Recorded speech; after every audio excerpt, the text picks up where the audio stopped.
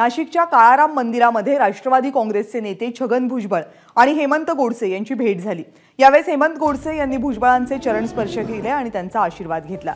रामनवमी निमित्त काळाराम मंदिरामध्ये दर्शन घेऊन हेमंत गोडसे जात होते, त्यावेळी छगन भुजबळ सुद्धा दर्शनासाठी आले। दोघांची भेट झाली। दोघेही नाशिक मतदारसंघामधून निवडणूक लढवण्यासाठी इच्छुक आहेत, त्यामुळे आता रामाचा आशीर्वाद नेमका कुणाला मिळतो 4 जूनला कळेल।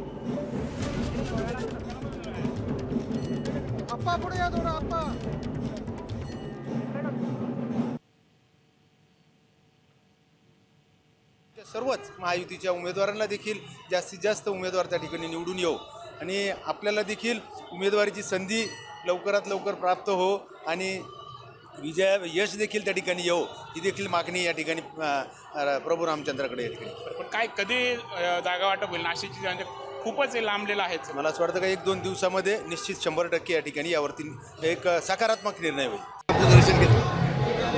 नाही, आमचे मित्र आहेत ते पण दर्शनाला आले होते। मी पण अनेक वेळा आलेलो आहे, रामरथाच्या वेळेला सुद्धा आलेलो आहे। लहानपणी तर यायचो, परंतु आज नाशिकमध्ये होतो, म्हटलं चला, ते सुद्धा योगायोगाने आले, त्यांना शुभेच्छा दिल्या मी। एबीपी माझा, उघडा डोळे बघा नीट।